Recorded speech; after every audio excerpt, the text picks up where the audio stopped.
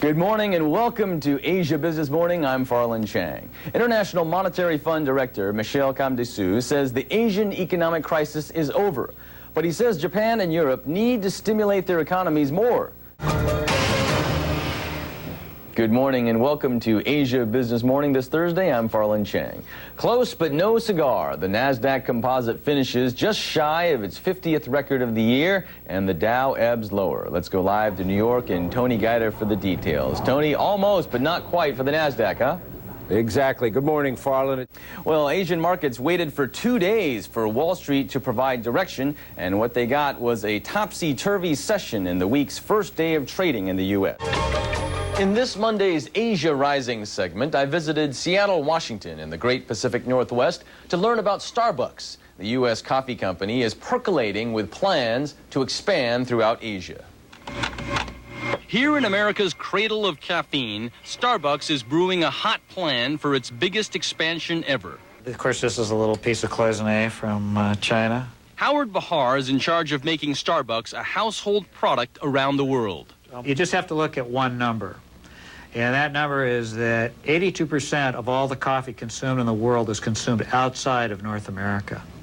Seattle is America's capital of coffee, and Starbucks wants to become the global ruler. Modeling itself after Coca-Cola, Starbucks wants to brew its product into a global icon, especially in Asia. Here in Thailand, Starbucks already has 6 stores. 6 more are due by year's end. One trend watcher says the growth shows Thailand becoming more global. In Thailand, we've seen a lot of international designers come in, fashion designers, makeup, everything, and it's just the next trend. It's a cultural thing. 1 cup of coffee can cost 4 times the price of lunch on the streets of Bangkok. Customers pay not just for a cup of iced mocha, but for a place to gather. I come here because I want to make an appointment with my friend. Starbucks targets young people, projecting the image that coffee is cool. Well, it certainly probably tilts younger, you know, that 18 to 45-year-old people that are willing to try new things. Starbucks won't say how much it's making in Asia, but it plans to expand to 500 stores by 2003. Right now, it has 150 stores. Of those, half are in Japan, which is the 4th largest consumer of coffee. The others in Singapore, Malaysia, Thailand, the Philippines, New Zealand, and just this year, the first ones in South Korea and China. China, I think, in the future is going to be a big consumer of coffee. To enter the China market, Starbucks hired a Beijing native. He once worked for the Chinese Trade Ministry. Now he's a vice president at Starbucks. Starbucks' timing in Asia is fortunate. It is expanding only after the worst of the crisis was over. If it's bad now, we can hardly wait till it gets good, because our business has been great throughout Asia Pacific. But in the long run, some analysts question whether enough Asians will choose a cup of joe over a traditional cup of tea. And will profit margins be diluted if Starbucks lowers its prices to win new Asian customers? Clearly, I don't think they're going to be able to price the products in the same way over there that they do here. But Starbucks has loyal customers who get hooked. 10% in the U.S. come in twice a day. And with long lines of Asians ordering tall grandes, Starbucks says it's ready to turn Asia's recovery into a pot of gold. Starbucks brewing, the subject of our Asia Rising every Monday. More Asia Business Morning after this. In focus this evening, the mothers whose home-based ideas rapidly become home-based businesses. Our report tonight from NBC's Farland Chang. Fran Lent just wanted healthy food for her children. Be nice to your mommy. This works much better. But I think Lane Nemeth just wanted educational but fun toys for her daughter. They want you to write this whole sentence. And Lisa Marie Nelson just wanted some inspirational music to boost her children's self-esteem. Got a special way to express yourself. For all 3 moms, necessity was literally the mother of invention.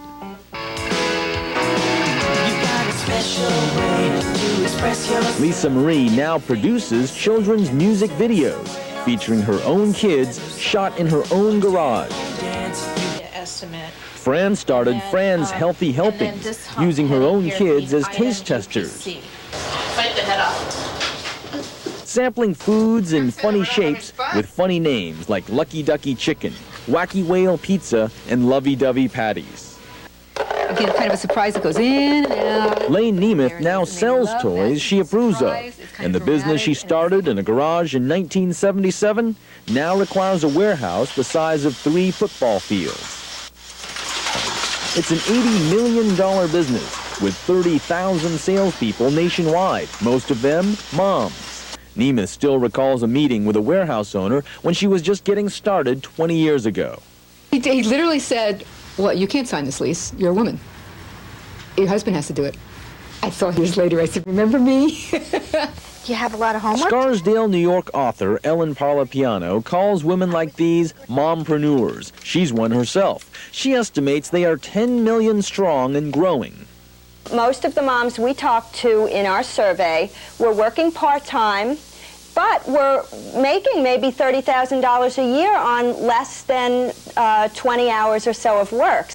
Mompreneurs are giving up the long commute, the 9-to-5 grind, and the business suits for home-based careers. And one survey shows that most would recommend it to others. I like running my own company and being the boss and the flexible hours and being able to spend time with my kids. When I before worked for a large company, I felt guilty taking off and going to my child's field trip or doctor's appointment. Now, I don't think anyone should feel that way. Mompreneurs say support from the spouse is vital. Fran Lent and her husband pooled their life savings of $100,000. Lisa Marie's husband financed the entire project, and Lane Nemeth's family went bankrupt 4 times before they hit it big. These mompreneurs say if they have help with childcare and support from their families, they need not choose between work and motherhood. They can enjoy the best of both worlds. Farland Chang, NBC News, Los Angeles. From Manila to Tokyo. I'm figuring it out, Basketball is sort of like karate. You know, it's a lot of moves, a lot of aerial stuff. And from Thailand to both Koreas. Asians are going wild over American basketball. One big reason, Michael Jordan, probably the best to ever play the game. Another, satellite TV, taking the game global. And as Jordan's coach, Phil Jackson, told me, the game's simplicity. Play barefoot. All you need is a round ball and a metal rim. A New York research group says basketball has replaced soccer as Asia's most popular team sport. 5 Asian countries now have their own leagues, and jumping on the trend is the National Basketball Association. 75% of NBA revenues come from selling TV rights. The NBA profited even during the Asian crisis because it sold broadcast rights over several years. The NBA will not say how much it is profiting, but analysts say it's lucrative. Without reservation, they probably have the most expensive TV rights in Asia of any sport. About $125 million of NBA revenues come from the sale of licensed merchandise, such as hats, jerseys, and shoes. Sales did suffer, though, from the Asian crisis. All retail hit the low points of the last couple of years, and the NBA was not immune to that. But the overall business of the NBA and fan popularity has grown. To drive up demand, shoe companies such as Adidas and Nike sponsor events for their stars, like Kobe Bryant, to shine, as he did at this Manila shopping mall. Bryant, who some say will be the next Jordan, told me he is eager to come back to Asia this summer. And when I went out there, the energy was just incredible. And I feed off of that, so it's great. Hello, we're NBA Mania! Japan is the NBA's largest market in Asia. Tokyo hosts a pro game every 2 years, and fans pay up to $400 a ticket. The NBA also has a website in Japan to sell its products. But what will heat up sales even more is when the first Asian joins the pros. The most likely, China's 7'1" Wang Zhizhi, already drafted by the Dallas Mavericks. Kobe Bryant's advice? Don't play for the money. Never chase money. Let money chase you. The 22-year-old Wong, who plays for the Army team, will have to wait till after the Sydney Olympics to see if the government will let him play in the U.S. Bryant's teammate, superstar Shaquille O'Neal, hopes Wong will arrive soon. Marketing-wise, I would like to be his marketing partner. I got a lot of commercials in mind for him. And to get the ball rolling, the NBA just struck a deal with China's CCTV to broadcast games to 280 million households, the latest move toward the marketer's equivalent of a slam dunk. Farland Chang, CNN Financial News, Los Angeles. Bruce Lee fought hard to break into Hollywood, and it almost broke him. In the early 70s, Hollywood rejected the martial artist in the lead role of the TV series Kung Fu. He wasn't deemed too Asian, he was deemed Asian, period. But nearly 30 years later, the man who played a small role in Bruce Lee's Enter the Dragon is now a big star in the U.S. Sammo Hung plays a Shanghai cop on the CBS hit TV series Martial Law. When producer Andre Morgan pitched the show, he was delighted at what he was told by the president of CBS. I'll do the show, but I want you to get me somebody from Hong Kong. Sammo's producer says studios and audiences want authentic heroes, imperfect or not. They think the fat man, you know, how can the fat man move and so fast? You know, they were proud of me. You know, yeah, I'm lucky. Maybe I'm fat. You know. From Hong Kong to Hollywood, Bangkok to Beverly Hills, Sammo Hung's star just keeps rising. The LA Times says his show is a certifiable kick. And the South China Morning Post says Sammo Hung makes fat men all across America want to stand up and cheer. Sammo Hung's success comes at the same time his fellow stars from Hong Kong are turning heads in Hollywood. Chow Yun-fat in the epic studio production Anna and the King. Michelle Yeoh as the first Bond girl who critics say powered the genre to new heights. Jet Li galvanizing every scene in Lethal Weapon 4. And Jackie Chan rising to Hollywood's A-list, making up to $12 million a film. Hollywood's embrace of Sammo Hung, Jackie Chan, and their fellow Hong Kong stars is helping Asia and America converge in the world of show business. Sammo Hung's producer predicts there will be many more co-productions in the years to come. And then when you see more satellite, more cable outlets, and then with the internet and with broadband streaming, the sky's the limit. The success of the Hong Kong stars is also opening doors for Asian American actors, such as Kelly Hu, a former Miss Hawaii who plays Sammo Hung's sidekick. I think it says a lot that, that our show has done so well, and I hope that other networks can follow suit. Indeed, other producers are preparing new martial arts action shows, and Asian actors are hoping more Asians will follow in the footsteps of directors such as John Woo. It really needs a good director to figure out the good role for us. Good roles that Western audiences are lining up to embrace.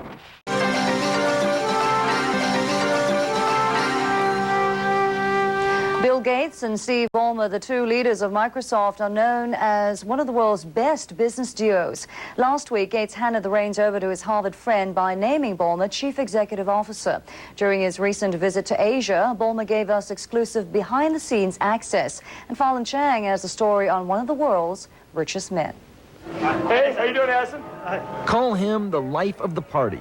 With his hearty laugh, booming voice, and beefy physique, Steve Ballmer is arguably Microsoft's most charismatic figure. Nice to meet you. At this private party in Hong Kong, his employees waited in long lines to greet the man known as Bill Gates' best friend. How you doing? Good to see you. What are you doing now?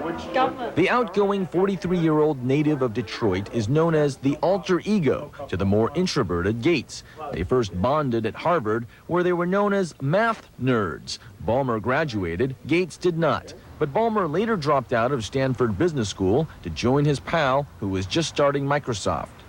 The first 25 years, a lot of the team building came directly from sort of shared vision and passion about the importance of what we were doing and how it could change the world.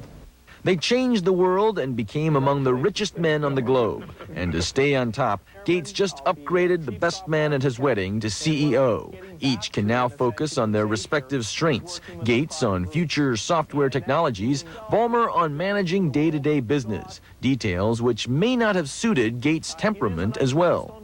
I think the worst thing about Bill is that he is so passionate about what we're trying to do and so, concerned about the company, he can sort of get himself, he almost can eat himself up if things if we're not making the kind of progress that we ought to make. And the progress they've made has been fueled by Ballmer's skill as a super salesman.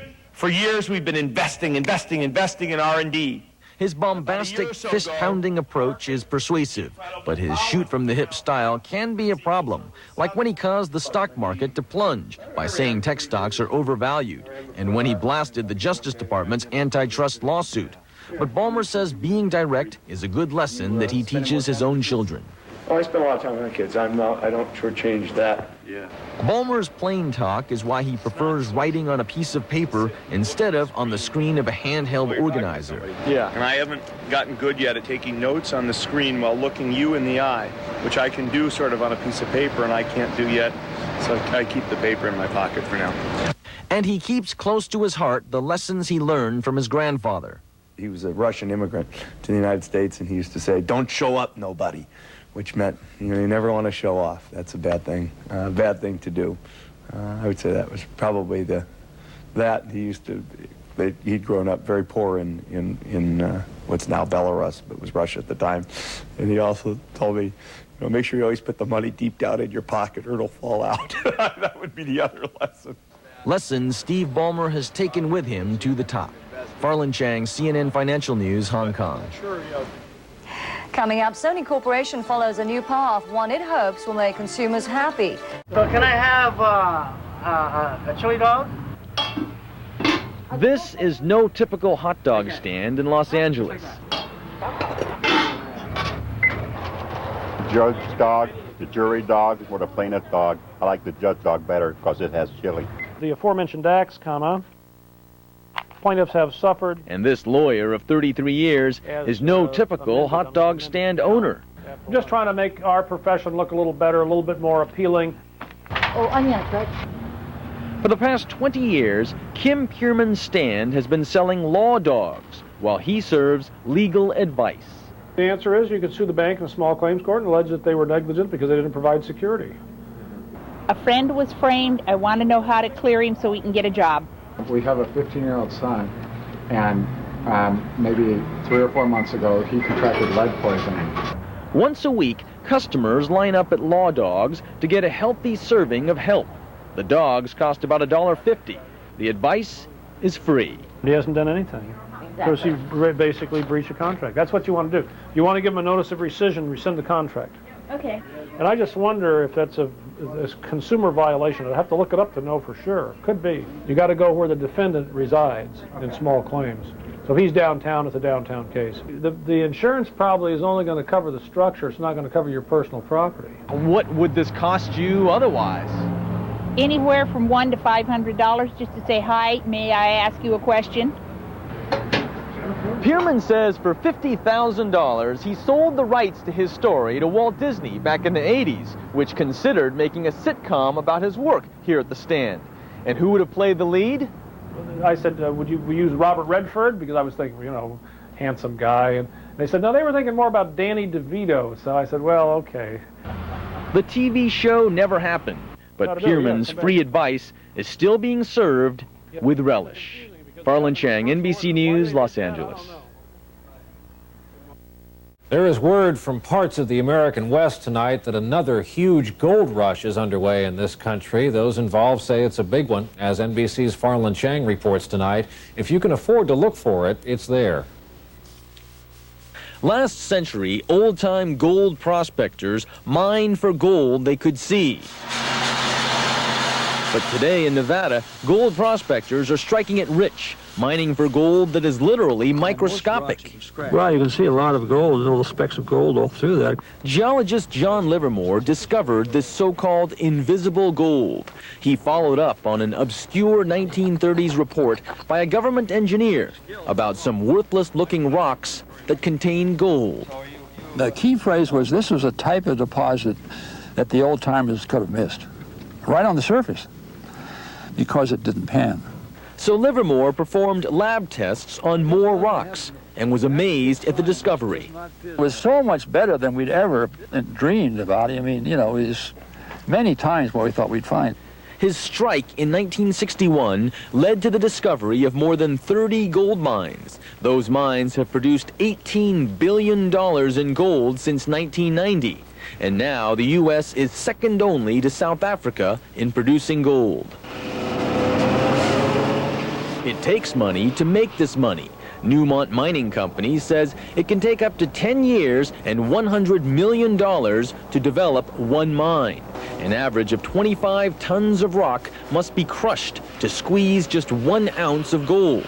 And most miners never see the scorching river of gold that is poured into the final product. Each brick of gold weighs 50 pounds and is worth an estimated $250,000 based on today's gold prices. From here, this gold will eventually be sold on the open market. In search of more gold, mining companies are now going underground. It's costlier, but the quality of gold can be 30 times higher. I think it's more than a rush. I mean, there's a lot more yet to be found. The new gold rush has turned small desert towns like Elko into boom towns, creating an industry in Nevada that's second only to gambling. We're quite confident that the industry will have a life of another 20 years. An industry that started because one man saw wealth where others saw only waste. Farland Chang, NBC News, Elko, Nevada.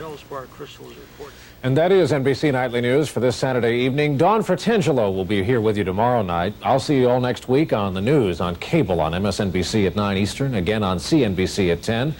I'm Brian Williams reporting tonight from New York. Good night.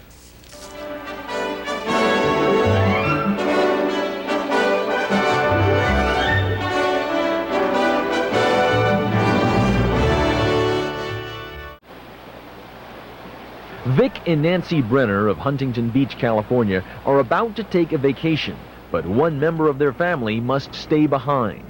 She's a Bichon Frise, and she's just kind of like our little daughter, and our life revolves right around her. That's why they are relieved their baby has a home away from home. I need an available caretaker to admit Callie Brenner to Suite 304, please. Call it a palace for pets, a place where Fido and Fluffy can check into their own private suite, complete with chandeliers and brass headboards to enhance the elegance, Monet prints and mini stairways for exercising mind and body, and for the beast within, colorful goldfish, just in case guests become bored with the entertainment on TV. I know. We'll put in the bathtub. In the bathtub? Yeah. We have clients that drive from West LA, from Palm Springs, all over to board here. I have a border check-in, please. Peggy Rich and her family have run a pet hospital for 20 years. Last year, they built a few hotel suites as an alternative to steel cages. Since then, owners have been begging for more. When I said, let's go to Pet Hotel, he says, yay! He gets so excited. Will they be able to see each other? Oh, they'll be right next door to one another, can kiss and hug and walk together. And let me be okay. Americans are pampering their four-legged children as never before, in large part because their two-legged children have grown up, or because they never had children. And what does she like to eat? Dry? She likes it actually with a little cottage cheese if you have it. Luxury does not come cheap. While regular kennels cost $10 a night, doting owners pay 4 times more for an exclusive penthouse. That's almost $300 a week. The dogs are happy, they're not frightened. It's clean and beautiful, and it's worth everything, and there are children.